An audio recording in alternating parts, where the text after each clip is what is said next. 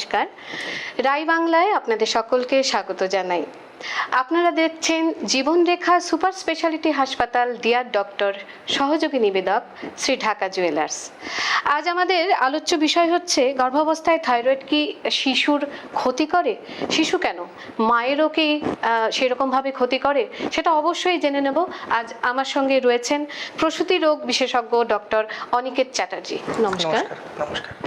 আপনাকে ওয়েলকাম জানাই আমাদের ডিয়ার ডক্টরে। কেমন লাগছে আমাদের অনুষ্ঠানে এসে? খুবই ভালো। একটা এমন বড় সমস্যা যেটা চট করে অনেক রোগীরাই জানেন না, এবং আমাদের ডক্টরদের খুব নতুনভাবে এই রোগটাকে আগে থেকেই ছিল রোগটা, কিন্তু এই রোগটা গর্ভাবস্থায় কত কি সমস্যা করতে পারে এটা আমরা যত দিন যাচ্ছে আরো দেখছি, এবং এটার একটা অ্যাড্রেসাল হচ্ছে, এটা খুব দরকার, এবং সেদিক থেকে খুব ইম্পর্টেন্ট। তো আমার প্রথম প্রশ্ন যেটাই থাকবে সেটা হলো যে আমাদের খুব কমন একটা প্রশ্ন, আমরা সকলে মিলে জানতে চাই যে অ্যাকচুয়ালি থাইরয়েড কি, কয় ধরনের, এবং গর্ভাবস্থায় কি কি মা ও বাচ্চার উপরে সমস্যা ক্রিয়েট করে, সেইটা জানতে চাইছি সর্বপ্রথম। প্রথমেই বলি, থাইরয়েড হচ্ছে একটা গ্রন্থি, একটা গ্ল্যান্ড যেটা গলায় থাকে, এবং এখান থেকে থাইরয়েড হরমোন বেরোয়, এবং এই থাইরয়েড হরমোনটা যখন কমের দিকে থাকে তখন আমরা তাকে বলি হাইপোথাইরয়েড, আর যখন থাইরয়েড হরমোনটা বেশির দিকে থাকে তখন তাকে আমরা বলি হাইপার থাইরয়েড। এবং তার মার্কার হচ্ছে থাইরয়েড স্টিমুলেটিং হরমোন টিএসএইচ, আমরা খুব কমনলি বলি এটা টিএসএইচ করিয়ে নাও। টিএসএইচ যদি বেশি থাকে তার মানে থাইরয়েড হরমোন অ্যাকচুয়ালি কম বেরোচ্ছে, তাই জন্য সেটা হাইপোথাইরয়েড এবং টিএসএইচ বাড়ছে। এবং ঠিক উল্টোটা হচ্ছে হাইপার থাইরয়েডের ক্ষেত্রে। সমস্যাটা শুধুমাত্র মা বাচ্চার ক্ষেত্রে নয়, একজন মহিলার লাইফে মা হবার আগের সমস্যা থাকে, মা হবার সময়কালীন সমস্যা থাকে, এবং মা হবার পরেও সমস্যা থাকে, বাচ্চারও সমস্যা থাকে যদি থাইরয়েড একটা বড় প্রবলেম হয়ে দাঁড়ায়। প্রথম কথা, থাইরয়েড যদি একটা বড় সমস্যা থাকে, হাইপোথাইরয়েড বা হাইপার থাইরয়েড, সবসময় কিন্তু বাচ্চা আসতে মেনস্ট্রুয়াল ডিসঅর্ডারের জন্য খুব সমস্যা হয়। মেনস্ট্রুয়াল ডিসঅর্ডার যদি থাকে তাহলে কিন্তু বাচ্চা আসতে সমস্যা হবে। এবার একজন গর্ভবতী মা, তার থাইরয়েড ধরা পড়লো, তার কি কি সমস্যা হতে পারে? কিছুভাবে যদি আমরা ভাগ করি তাহলে হচ্ছে মায়ের সমস্যা বাচ্চা সাস্টেইন করার ক্ষেত্রে, তার থ্রেটেন্ড অ্যাবর্শন হতে পারে, ইনএভিটেবল অ্যাবর্শন বা বাচ্চা নষ্ট হওয়ার সম্ভাবনা অনেক বেশি থাকে। 2, বাচ্চা যখন বেশ কিছুটা অ্যাডভান্সড হয়, মানে বাচ্চার যখন জেস্টেশনাল পিরিয়ড আমরা বলি বা গর্ভাবস্থা যখন কিছুটা এগোয়, তখন বাচ্চা হঠাৎ করে মায়ের ক্ষেত্রে লেবারে চলে যেতে পারে, অর্থাৎ যাকে আমরা বলি প্রিটার্ম লেবার। প্রিটার্ম লেবারে গেলে সেই বাচ্চার একটা লাইফ রিস্ক থেকে যায়।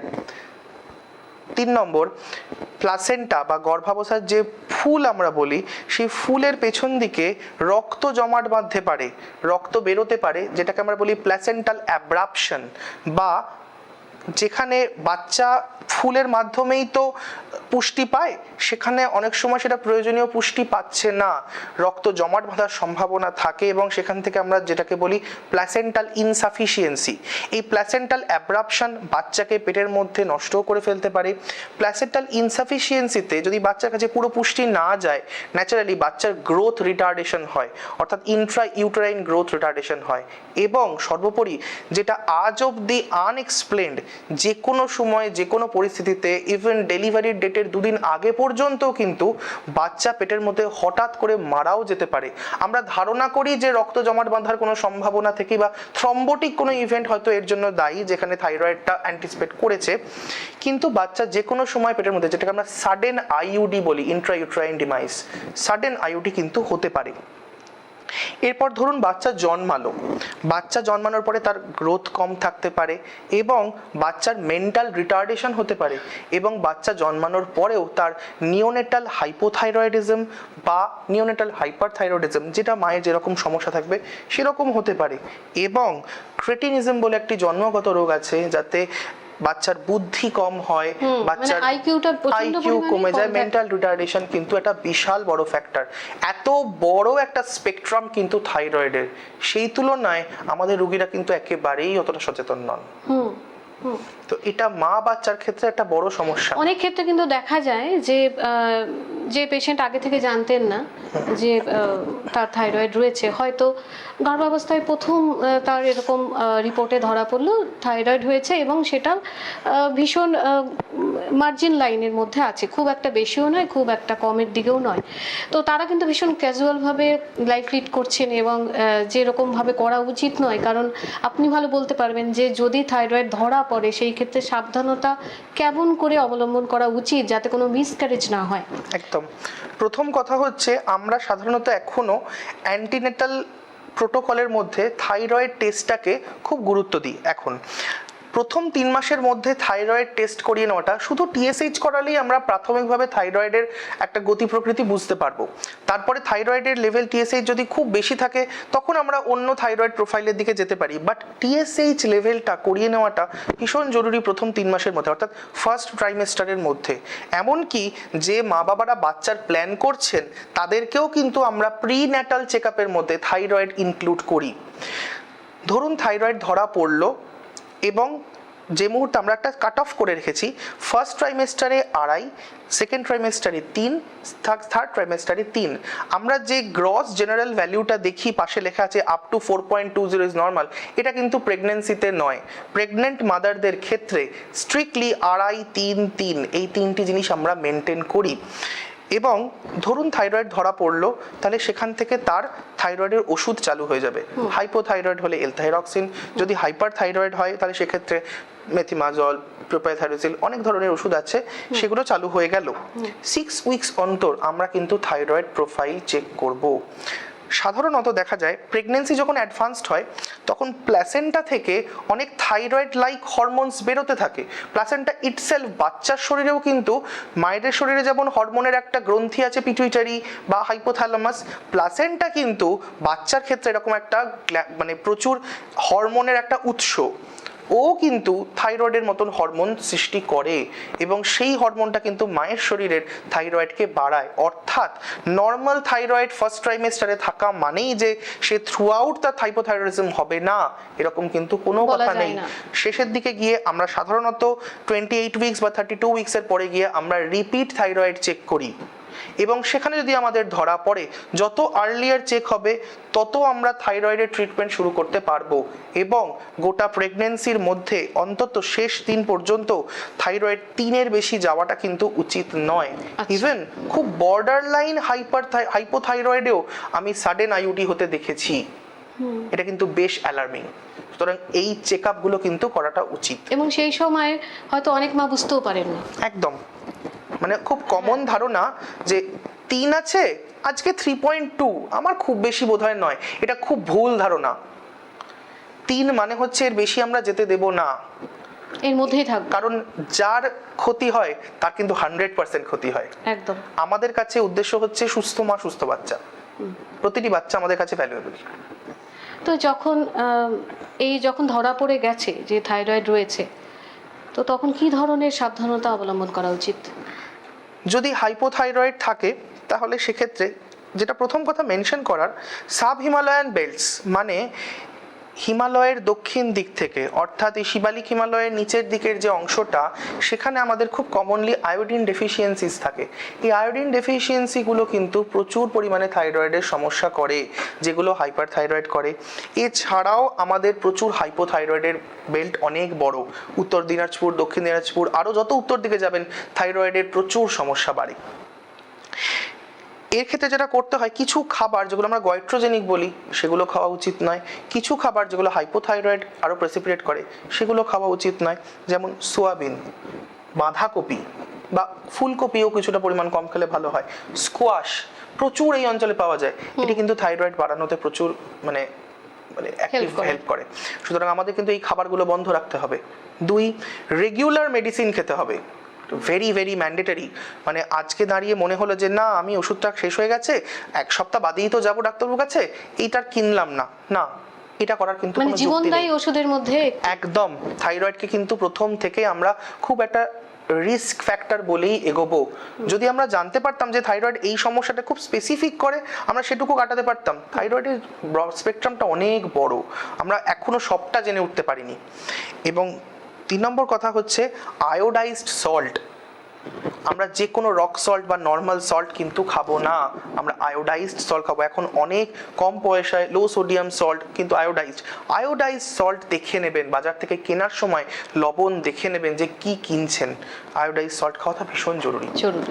আচ্ছা, তারপরে যখন ওষুধ খাওয়ার পর, মেডিসিন নেওয়ার পর, টেস্ট করার পর যখন নর্মাল এলো, মানে একটা ব্যালেন্সের মধ্যে চলে এলো, তখন কি এই খাবারগুলো কিন্তু অনেককেই দেখেছি আবার খেতে শুরু করেন। যেমন একটু শীতকালে বাঁধাকপি খাবো না এটা হয় না, তো সেই জন্য খেতেই হবে, এবং সবুজ বিনসগুলো দিয়ে বা মটরশুঁটি যাই হোক এই ধরনের খাবারগুলো যেগুলো অ্যাভয়েড করা উচিত, সেগুলোই আমার নর্মাল আছে থাইরয়েড, অতএব আমি এগুলো নেব।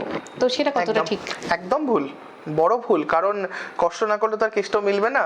মানে ভগবানের সবচেয়ে বড় আশীর্বাদটা পাওয়ার জন্য যদি 9টা মাস একটুখানি কষ্ট করে একটু বাঁধাকপি আর স্কোয়াশ সয়াবিন এটা বাদ দেওয়া যাবে না, এটা আমার মানা গেল না। সুতরাং এইটুকু কিন্তু করতেই হবে, মা হওয়ার জন্য এটুকু তো আমাদের করতে হবে। আচ্ছা, যদি হাইপার থাইরয়েড ধরা পড়ে, তো সেই ক্ষেত্রে বাচ্চা এবং মায়ের কতটা কি সমস্যা হতে পারে, তারা কি ধরনের সাবধানতা অবলম্বন? হাইপার থাইরয়েড যদি হয়, সাধারণত তার একটা বড় কারণ হচ্ছে দুরকম। এক হচ্ছে গ্রেভস ডিজিজ কিংবা থাইরোটক্সিকোসিস, মানে টক্সিক গয়টার, মানে যাদের গয়টার থাকতে পারে নাও থাকতে পারে, কিন্তু থাইরয়েডের গ্ল্যান্ড সিক্রিশনস অনেক বেশি। সেগুলোর ক্ষেত্রে যেটা সবচেয়ে বড় প্রবলেম হয়, বাচ্চার ক্ষেত্রে তো নিওনেটাল হাইপারথাইরয়েডিজম হওয়ার একটা বড় চান্স থাকে, সেটা তো আছেই। যে রিস্ক ফ্যাক্টরগুলো বললাম সেগুলোও আছে। ইভেন বাচ্চা আসার আগেও হাইপারথাইরয়েড কিন্তু মেনস্ট্রুয়াল ডিসঅর্ডার করে, ওভিউলেশনে প্রবলেম করে, তো সেগুলো কিন্তু বাচ্চা আসতে সমস্যা করে এবং পরে বাচ্চা নষ্ট হয়ে যেতেও কিন্তু অনেক সময় পজিটিভ ফ্যাক্টর হয়। যেটা ঘটনা, যত হাইপারথাইরয়েড হয় তত কিন্তু আমাদের হার্টের ওপরে চাপ পড়ে। আচ্ছা, হার্টের একটা ডিজিজ হওয়ার কিন্তু সম্ভাবনা থাকে, যার জন্য আমরা প্রথম থেকেই যদি জানতে পারি যে হাইপার থাইরয়েড হচ্ছে, তাকে একদম ফুল থাইরয়েড প্রোফাইল চেক করানো উচিত। আমরা সাধারণত মেথিমাজল বা শেষের দিকে সেকেন্ড ট্রাইমাস্টার থেকে মেথিমাজল, তার আগে প্রোপাইল থাইরয়েড ওষুধ হয়, সেগুলো আমরা দিই। এবং আমার মনে হয় কোনো এন্ডোক্রিনোলজিস্ট বা কোনো অ্যাটলিস্ট মেডিসিন স্পেশালিস্টের সঙ্গে কথা বলে তার প্রোফাইল চেক করে এই ওষুধগুলি রেগুলার খাওয়া উচিত হাইপার থাইরয়েড কমানোর জন্য। ওটাও কন্ট্রোলে থাকা ইকুয়ালি দরকার। এবং যখন আমরা শেষ দিকে পৌঁছবো, তখন মানে গর্ভাবস্থার শেষ দিকে পৌঁছবো, তখন কিন্তু ইকোকার্ডিওগ্রাফি এবং ইসিজি, অর্থাৎ হার্টের কন্ডিশন কি চলছে সেটা কিন্তু আমাদের মনিটর করে রাখাটা মানে দেখে নেওয়াটা দরকার, খুবই জরুরি। আচ্ছা, ভীষণভাবে। আপনি তো জানেন আমাদের রাই বাংলার ফেসবুক পেজ রয়েছে, তো আপনারাও নিশ্চয়ই জানেন আমাদের রাই বাংলার ফেসবুক পেজ রয়েছে, সেইখানে অবশ্যই রাই বাংলা চ্যানেলটিকে আপনারা লাইক করবেন। এছাড়াও কিন্তু ইউটিউবে আমাদের এই চ্যানেলটিকে সাবস্ক্রাইব করবেন, লাইক করবেন, কমেন্ট করতে ভুলবেন না, আর পাশে থাকা বেল আইকনটি অবশ্যই টিপে দেবেন, কারণ হচ্ছে যখনই আমাদের নতুন ভিডিও আপলোড হবে তার সাথে সাথে কিন্তু নোটিফিকেশন চলে যাবে আপনার কাছে। আমাদের ফেসবুক পেজে একজন ডাক্তারবাবুকে একটা প্রশ্ন করেছেন, সেটা হচ্ছে যে আমি 3 মাসের অন্তঃসত্ত্বা, আমার কোনোদিনই থাইরয়েড ছিল না, কিন্তু হঠাৎ করে আমি জানতে পারি আমার থাইরয়েডের সমস্যা রয়েছে, এবং আমি খুব অবাক হয়ে যাই যে ডাক্তারবাবু আমাকে পুরোপুরি বেড রেস্ট নিতে বলেছেন, এবং আমি আপনার কাছে জানতে চাই এটাই যে কি কারণে আমার হলো, এটা তো আমার ছিল না। হ্যাঁ, খুব সঙ্গত প্রশ্ন, কারণ আমার কোনোদিন থাইরয়েড নেই এবং আমি বুঝতে পারছি উনি খুব আপসেট এই ব্যাপারে। হ্যাঁ, আমার কোনোদিন থাইরয়েড নেই, কিন্তু হঠাৎ করে আমার প্রেগনেন্সি এলো এবং থাইরয়েড হয়ে গেল, কেন হলো? খুব সঙ্গত প্রশ্ন। একটা আমার ওনার কাছে প্রশ্ন, এটা হচ্ছে থাইরয়েড যে নেই, এটা আশা করি উনি টেস্ট করে আগে দেখেছেন, তাই জন্য সেই ভিত্তিতে বলছেন।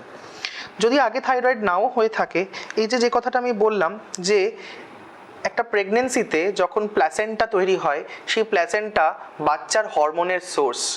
সুতরাং এই যে থাইরয়েড আপনার বেড়েছে, তার কারণটা কিন্তু খুব মেজরলি প্ল্যাসেন্টাতে যে থাইরয়েড লাইক হরমোন বাড়ছে, সেটা কিন্তু আলটিমেটলি আপনার শরীরে এসে থাইরয়েডটাকে বাড়াচ্ছে। এটা কিন্তু শুধুমাত্র প্রেগনেন্সি ইনডিউসড, এটা নিয়ে ভয় পাবার কিছু নেই। শুধু কিছু রেস্ট্রিকশন মেনটেন করতে হয়। তার কারণটা হচ্ছে, যেহেতু আপনি 3 মাসের অন্তঃসত্ত্বা, ধরে নিলাম যে আপনার 3 মাস হয়তো সম্পূর্ণ হয়নি, এক্ষেত্রে যেটা আমি আগেও বলেছি, সাডেন মিসক্যারেজ হওয়ার চান্স থাকে। তার জন্যই কি বেড রেস্ট বলা হয়েছে? একদম সেজন্যই, মানে আমরা চাইবো যতটা সম্ভব কজেটিভ ফ্যাক্টর বা অ্যাসোসিয়েটেড ফ্যাক্টরগুলোকে কমিয়ে দেওয়া। কারণ এমনিতেই স্ট্রেস বলুন বা ফিজিক্যাল স্ট্রেস, মেন্টাল স্ট্রেস সব কিছুই বাচ্চার প্ল্যাসেন্টার উপরে খুব এফেক্ট করে এবং বাচ্চার উপরে এফেক্ট করে। সেখানে যদি আমি থাইরয়েডের এক্সেস সমস্যাটা জুড়লো এসে, তখন যদি তাকে আমি আরও বেশি ফিজিক্যাল ওয়ার্কলোডের মধ্যে ফেলে দিই, তাহলে এটা আরও বেশি অ্যাক্সেন্চুয়েটেড হবে। তার চাইতে রেস্ট করলে, মানসিক রেস্ট করলে এটা অনেক নিশ্চিন্ত থাকা যায় এবং আমরা কিন্তু অনেক অ্যাবর্শন অ্যাভয়েড করতে পারি। অতএব মানসিক দিক থেকে কিন্তু আপনাকে অনেকটা ভালো থাকতে হবে, যে আমাকে রেস্ট নিতে হবে আমার ভালোর জন্য। একদম। আরও একটা প্রশ্ন পেয়েছি, আমি সদ্য বিবাহিতা এবং আমার থাইরয়েড রয়েছে। আমার খুব সংকোচ বোধ হচ্ছে এটা বলতে, তবু আমি বলছি যে আমার যেহেতু থাইরয়েড রয়েছে, আমাদের নারীদের কি যৌন জীবনে কোনো প্রভাব ফেলতে পারে এই থাইরয়েড?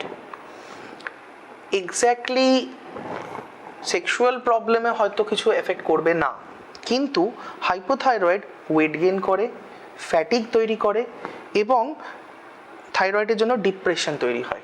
আচ্ছা। এই ফ্যাটিক এবং ডিপ্রেশনটা কিন্তু অনেক বেশি প্রাইভেট লাইফে এফেক্ট করে। এক, দুই, থাইরয়েড যাদের বেশি হয়, মানে হাইপোথাইরয়েড যাদের হয় বা টিএসএইচ বেশি হয়, তাদের কিন্তু প্রোল্যাকটিন হরমোন অনেক বেশি বাড়ে এবং প্রোল্যাকটিন হরমোন কিন্তু ভেজাইনাল ড্রাইনেস করে। এই ভেজাইনাল ড্রাইনেস কিন্তু পেইনফুল সেক্সুয়াল ইন্টারকোর্সের একটা বড় কারণ, যেটা কিন্তু আলটিমেটলি গিয়ে ইন্টিমেসিতে প্রবলেম তৈরি করে। এটা কাটানোর দুটো উপায়।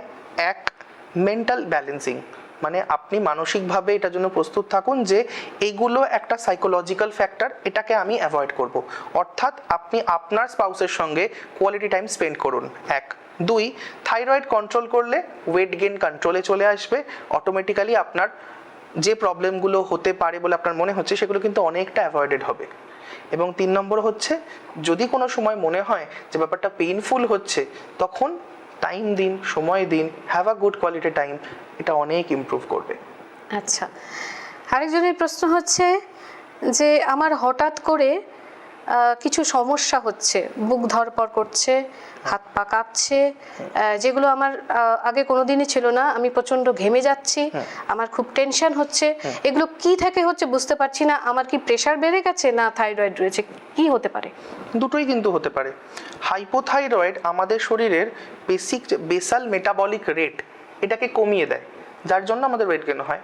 এবং হাইপার থাইরয়েড ঠিক একই রকমভাবে প্রচুর ক্যাটাবলিজম করে এবং বেসাল মেটাবলিক রেটটা অনেক বাড়িয়ে দেয়, যার জন্য আমাদের ফ্যাট লস হয়ে যায়, মানুষ রোগা হয়ে যায় হাইপার থাইরয়েডে, এবং তাদের শরীরে এই ট্রেমার্স হতে থাকে, চোখ বড় বড় হয়ে যায় বা প্রপটোসিস যেটাকে আমরা বলি, এগুলো কিন্তু হয় এবং হার্টের ওপরও তার একটা এফেক্ট কিন্তু থাকে।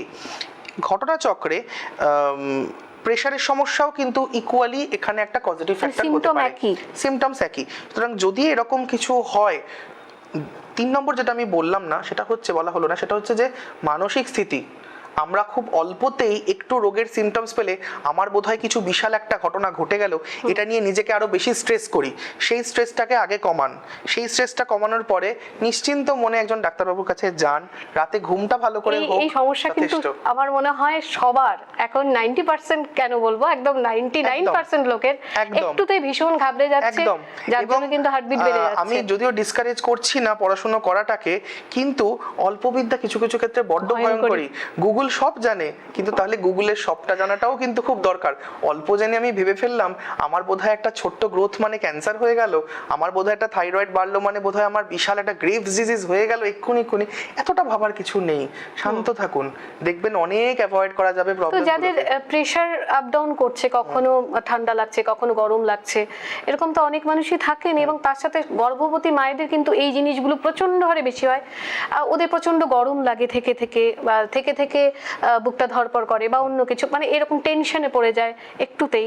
তো সেগুলো তো অনেক ক্ষেত্রে প্রেশারেরও কারণ হয়ে থাকতে পারে, এবং প্রেশার থাকতেই পারে। তো উচ্চ রক্তচাপ যেটা থাকবে, তো সেটা কতটা কন্ট্রোলে আমাদের থাকা উচিত গর্ভবতী মায়েদের? ঠিক, একটা জিনিস প্রথমে বলি, এই যে শরীর গরম লাগছে বা মাঝে মাঝে কান গরম হয়ে যাচ্ছে, এটা কিন্তু প্রেগন্যান্সিতে একটা খুব নর্মাল ফ্যাক্টর। প্রেগনেন্সিতে যখন প্রলং টাইম মেনস্ট্রুয়েশন বন্ধ আছে তো ন্যাচারালি হরমোনস লেভেল অনেক বেশি হাই, প্রোজেস্টেরন লেভেল হাই, তখন কিন্তু এটা হরমোনাল ফ্যাক্টর কিছুটা থাকবে। সো এটা এলেই যে আমার প্রেশার বেড়ে গেছে বলে প্যানিক করে নিজের প্রেশারটাকে বাড়িয়ে দেওয়া, সেটা কিন্তু ঠিক নয়। এটা আগে কাম ডাউন করুন, নিশ্চিন্ত থাকুন, এটা নর্মাল ব্যাপার। যদি বাড়ে তখন আপনি নিশ্চয়ই আপনার যে কনসালট্যান্টের সঙ্গে কথা বলছেন তাকে গিয়ে দেখাবেন। 2, প্রেশার যদি বেশি হয়, সাধারণত 5 মাসের আগে বা 20 সপ্তাহ আগে যদি আমরা দেখি যে এই প্রেশারটা বাড়ছে, অর্থাৎ আমরা এখনো পর্যন্ত গাইনোকোলজিস্টরা 140/90 এর বেশি প্রেশারটাকে হাইপারটেনশন বলে ভাবি। খুব রিসেন্টলি মেডিসিনের ডাক্তারবাবুরা কিন্তু বলেন 135/85 এর উপরে প্রেশার গেলেই আমি তাকে প্রেশার বেশি বলে ভাববো। সেক্ষেত্রে একটা সমঝোতায় আসা যায় যে 135/85 এর উপরে গেলে আমরা ওষুধ চালু নাও করলেও অ্যাটলিস্ট লবণ খাওয়া কমানো বা স্ট্রেস রিলিভিং কিছু এক্সারসাইজেস করা, এগুলো কিন্তু করাটা খুব জরুরি। 20 সপ্তাহ আগে হলে আমরা ধরে নিই এটা এসেনশিয়াল হাইপারটেনশন। যদি 20 সপ্তাহ পরে হয় আমরা ধরে নিই যে ওটা কিন্তু জেস্টেশন রিলেটেড হাইপারটেনশন, যেটা আগে বলা হতো প্রেগনেন্সি ইনডিউসড হাইপারটেনশন। অনেক আগে প্রেগনেন্সি এক্লাম্পসিয়া টক্সিমিয়া বলা হতো, এখন ওটার নাম হয়েছে প্রেগনেন্সি ইনডিউসড হাইপারটেনশন। আরও রিসেন্টলি এটার নাম হয়েছে হাইপারটেনসিভ ডিসঅর্ডার অফ প্রেগনেন্সি। মানে শুধু প্রেশার বেড়ে যাওয়াটাই বড় কথা নয়, প্রেশারের জন্য সাইলেন্টলি প্রেশার থেকে আমাদের মায়েদের শরীরে বিভিন্ন অর্গানকে ড্যামেজ করে। তাতে কিডনি দিয়ে প্রোটিন বেরিয়ে যায়, ইউরিন দিয়ে প্রোটিন বেরিয়ে যায়। এই প্রোটিন বেরিয়ে যাওয়াটাও কিন্তু প্রেশারের একটা লক্ষণ। আচ্ছা, এগুলো আমাদের একটু মনিটর করতে হবে। এবার এগুলো তো আর প্রত্যেকের পক্ষে প্রথমে মনিটর করা সম্ভব নয়। আপনি কি দেখবেন পা ফুলছে কিনা, চোখে দেখতে কোনো সমস্যা হচ্ছে কিনা, ওপর পেটে যেখানে আমরা কমনলি গ্যাসের ব্যথা বলে উড়িয়ে দিই সেখানে কোনো একটা ক্রনিক পেন থাকছেই, ভেগলি থেকে যাচ্ছে, এটা হচ্ছে কিনা, ঘাড়ের কাছে কোনো ব্যথা আসছে কিনা, কোনো ব্যথা ঘাড় থেকে নেমে বাঁ হাত বা ডান হাত বা কোমরের দিকে ব্যথাটা যাচ্ছে কিনা, এগুলো একটু খেয়াল রাখা দরকার প্রথম থেকে, এবং রেগুলারলি ডাক্তারের কাছে গিয়ে চেক আপ করান। আচ্ছা, যদি এগুলো হয় তাহলে উনি তখন তৎক্ষণাৎ আপনি তো বললেন যে ডাক্তারের কাছে যাবে, কিন্তু সেই মুহূর্তে যদি এই রকম হয় আর ওনার টেনশন হয়, তাহলে সেই ক্ষেত্রে ওনার কি করণীয়? উনি কি সোজা হয়ে শুয়ে পড়বেন বা একটু রিল্যাক্স থাকার চেষ্টা করবেন, বা সব থেকে বড় কথা ওষুধ হচ্ছে ঘুমিয়ে যাবেন? একদম আগে ঘুমিয়ে যান, ঘুমিয়ে গিয়ে দেখুন বা শুয়ে যান, রিল্যাক্স করুন, শুয়ে যান 15 মিনিট 20 মিনিট 1 ঘন্টা দেখুন। 1 ঘন্টা দেখার পরও যদি দেখা যায় যে শরীরে অস্বস্তি কমছে না, হসপিটালে ইমিডিয়েটলি যে কোনো সময় যেতে হবে। যদি কনসালটেন্ট ডক্টর যাকে দেখাচ্ছেন তাকে পান, তার কাছে যান, প্রেশারটা চেক করান। এখন মোটামুটি বাড়িতে কেউ না কেউ থাকেই যে প্রেশার চেক করতে পারে, খুব ইজি ব্যাপার। হসপিটালে যান, না হলে ডাক্তারের কাছে যান, উনাকে দিয়ে দেখান, উনি প্রেশার চেক করবেন। যদি হাইপারটেনশন থাকে ওষুধ চালু হবে। এবং এটা অ্যাভয়েড করার একটা প্রথম থেকে ছোট হোম টিপস হচ্ছে প্রেগন্যান্সি আসার পর থেকে লবণ খাওয়াটা কিন্তু কম করতেই হবে। পাতে এক্সট্রা লবণ অনেকে কিন্তু খাবো না। নুনটাকে রোস্ট করে নিচ্ছেন, খুব ভুল ধারণা। ভাজা লবণ কাঁচা লবণের কোনো পার্থক্য নেই। সোডিয়াম ক্লোরাইড লবণ, সেটা ভাজলেও সোডিয়াম ক্লোরাইডটা ভেঙে যাক, কোটা থাক, যাই থাকুক না কেন, শরীরের মধ্যে সোডিয়ামটা ঢুকে আমাদের প্রেশার বাড়াচ্ছে। সুতরাং কাঁচা লবণ ভাজা লবণের কোনো পার্থক্য নেই। আচ্ছা, লবণ মানে লবণ, ওটা বন্ধ রাখতে হবে। পাতে নেওয়াটা রান্নায় যতটুকু না হলে নয় মুখের স্বাদের জন্য ততটুকু, তো সেটাও কমের দিকে রাখলেই ভালো হয়। অনেকে এই ব্যালেন্সটা কিন্তু করেন যে রান্নাতে প্রচুর নুন দিয়ে দিলেন এবং কাঁচা নুন আমি খাচ্ছি না, এই ধারণাটা রয়েছে অনেকের মধ্যে যে কাঁচা নুন খাচ্ছি না, অতএব সেখান থেকে আমি নিশ্চিত। সবটা ব্যাপারটা এরকম নয়, ব্যাপারটা কিন্তু একটু সতর্ক থাকাই ভালো। কিন্তু যখন প্রেগন্যান্সির সময় লো প্রেশার থাকবে তাদের নিশ্চয়ই খুব ভালো ভালো খাওয়ার কথা বলবেন আপনি, সাজেস্ট করবেন। এবং যাদের হাই প্রেশার থাকবে তাদেরকে কি খাবার সাজেস্ট করবেন? খাবার কোনো স্পেসিফিকেশন কিছু নেই যে প্রচুর রেস্ট্রিকশন আছে এরকম নয়। অবশ্যই কনস্টিপেশন হয়ে যায় এরকম কোনো খাবার না খাওয়াই ভালো। লবণ কম খাওয়া খুবই উচিত, দরকার। এবং সবজি খাক, গ্রিন লিফি ভেজিটেবলস, সাইট্রেট জাতীয় খাবার, মানে লেবু ধরুন মুসাম্বি লেবু খেতে হবে বা কমলা লেবু খেতে হবে এরকম নয়, যে কোনো লেবু, একটা পাতি লেবু গরম জলে নয় সাধারণ খাবারের সঙ্গে মিশিয়ে খান।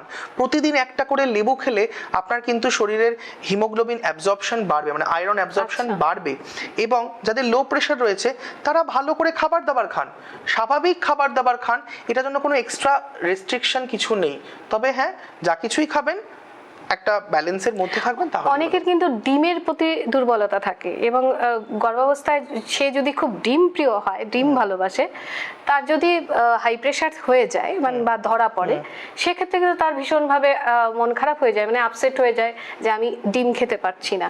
তো সেই ক্ষেত্রে কি বলবেন? তাদের তো সবকিছুতেই কান্না পায়, এরকম একটা একদমই বন্ধ এরকম নয়, একটু ব্যালেন্সের মধ্যে থাকলেই হয়। সপ্তাহে 2 দিন ডিম খাওয়াই যায়, একটু সপ্তাহে 2 দিন হয়তো খেলো না, হ্যাঁ, সাদা সাদাটা অংশটা খেলো, এরকম খেলো, একটু তো রেস্ট্রিকশন থাকতেই হবে। কিন্তু এগুলো মোটামুটি ব্যালেন্স করে চলা যায়, খুব একটা অসুবিধা হয় না। আচ্ছা, এবং প্রেগন্যান্সির সময় যখন থাইরয়েড ধরা পড়ে যাবে, এই যে একটি প্রশ্ন যেমন আমরা পেলাম যে 3 মাসের অন্তঃসত্ত্বা, ডাক্তারবাবু ওনাকে বলেছেন যে বেড রেস্টে থাকতে, তো সেটা কত দিন থাকতে হবে, কিভাবে থাকতে হবে? কারণ সেটাও কিন্তু একটা শাস্তির মতো ব্যাপার। একদম একদম 3 মাস মানে আমরা সাধারণত বেড রেস্টটা বলি একটা কাজে, সেটা হচ্ছে যাতে হেভি ওয়ার্কলোডটা না হয়। তো 3 মাস আমরা সাধারণত বলি যে যখন বাচ্চা পেলভিক বোনের ওপরে উঠে এলো, মানে 4 মাস পেরিয়ে গেছে, মোটামুটি 16 সপ্তাহ পর থেকে এক্সপেক্টেড বাচ্চা ধীরে ধীরে নড়াচড়া করতে শুরু করে দিচ্ছে, সেই সময় সে একদম অ্যাবসলিউট বেড রেস্ট না করলেও বাড়ির নর্মাল কাজ টাজগুলো করুক, ঘুরে বেড়াক, হাঁটাচলা করুক, মর্নিং ওয়াক করুক, এগুলোতে কোনো অসুবিধা কিন্তু আর হবে না। কিন্তু ভারী কাজ বা সিঁড়ি ভাঙা এগুলো কি থাকছে? এটা একদমই একটুখানি রেস্ট্রিকশন রাখা দরকার। খুব কমনলি এখানে আমরা দেখি গ্রামে প্রচুর জায়গায় টিউবওয়েল থাকে, টিউবওয়েল চেপা, ভারী বালতি তোলা, খুব জোরে জোরে সিঁড়ি দিয়ে ওঠা, এইগুলো কিন্তু অনেক সময় সমস্যা তৈরি করতে পারে। ঠিক যেমন ধরুন একটা দুর্বল জায়গার উপরে আপনি আঘাত করলে সেটা তাড়াতাড়ি ভেঙে যাওয়ার সম্ভাবনা থাকে, ঠিক তেমনি যদি থাইরয়েড বা প্রেশারের জন্য প্ল্যাসেন্টার কোনো দুর্বলতা থেকে থাকে, সেখানে এক্সেস স্ট্রেস দিলে যদি সেই জায়গাটা দুর্বল হয়ে পড়ে বাচ্চাটার কোনো ক্ষতি করে, সেক্ষেত্রে একটা তো বড় সমস্যা। ওটা অ্যাভয়েড করার জন্যই আমাদের স্ট্রেস কম নিতে হবে, ফিজিক্যাল এবং মেন্টাল স্ট্রেস। আরেকটা প্রশ্ন পেয়েছি, এটা ভীষণ ভালো প্রশ্ন। আমার ছোটবেলা থেকেই থাইরয়েড ধরা পড়েছে এবং আমি ভীষণ মোটা, তো থাইরয়েড কমানোর কোনো ব্যায়াম রয়েছে কিনা এবং এর ট্রিটমেন্ট কি? আমি যদিও ওষুধ খাচ্ছি, নর্মালি রয়েছে আমার থাইরয়েড, কিন্তু আমার মোটা কমছে না, কোনো ব্যায়াম রয়েছে? ব্যায়াম বলতে ফিজিক্যাল এক্সারসাইজ, থাইরয়েডের জন্য আলাদা কোনো ব্যায়াম হয় না। থাইরয়েডের ব্যায়াম বলতে, আচ্ছা, উনি মোটা যখন, তাহলে ওনার কি ধরনের হাইপোথাইরয়েড হওয়ার সম্ভাবনাই বেশি। আচ্ছা, কারণ বেসাল মেটাবলিক রেট কমে যাচ্ছে, হাইপোথাইরয়েড বেশি ন্যাচারালি। তো হাইপোথাইরয়েডে কিন্তু এক্সারসাইজই আপনাকে আসল ওষুধ, এবং মোটা মানেই থাইরয়েড নয়, তো হাইপোথাইরয়েডে মোটা হয়। তো মোটা ভাব কমানোর জন্য আপনাকে রেগুলার এক্সারসাইজ করতে হবে। সুইমিং খুব ভালো একটা এক্সারসাইজ, সাইক্লিং খুব ভালো এক্সারসাইজ। আমরা তো আরেকটা জিনিস বলি প্রচুর লোকজনকে, প্রচুর মেয়েদের বিশেষ করে, এবং যেটা আরো বড় ফ্যাক্টর, এই যে ওয়েট গেইন, সেটা কিন্তু পলিসিস্টিক ওভারি করার একটা বড় রিজন। অ্যাডোলেসেন্ট পিরিয়ডে হাইপোথাইরয়েড যদি ওয়েট গেইন করে দেয়, সেই সময় কিন্তু ওভারিয়ান ফাংশন অনেক বেশি হ্যাম্পার্ড হয়, পলিসিস্টিক ওভারি হয়ে যায়। তো এই ক্ষেত্রে আমরা যদিও এখন আমাদের মেয়েদের এটা এনকারেজ আমরা করি না, তাও কিছু কিছু ক্ষেত্রে বলি খুব ভালো এক্সারসাইজ হচ্ছে ঘর মোছা। দুবেলা যদি বালতি নিয়ে একদম মাটিতে হাঁটু গেড়ে বসে ঘর মোছেন না, অনেক ভালো এক্সারসাইজ হয়, খুব কাজে দেয়। এবং রেগুলার একটু জগিং করা, একটু ফুড রেস্ট্রিকশনস করা, মিষ্টিটা একটু কম খাওয়া, বা সাইক্লিং করা, একটু সুইমিং করা, এগুলো কিন্তু খুব কার্যকরী। আচ্ছা, সাইক্লিং করার কথাই মনে পড়লো, অনেক বাচ্চা আমি মেয়েদের দেখি যারা সাইক্লিং এই মুহূর্তে করতে চান না, অভিভাবকরা না করেন, যে কোনো রকম কোনো প্রবলেম ভবিষ্যতে হলেও হতে পারে।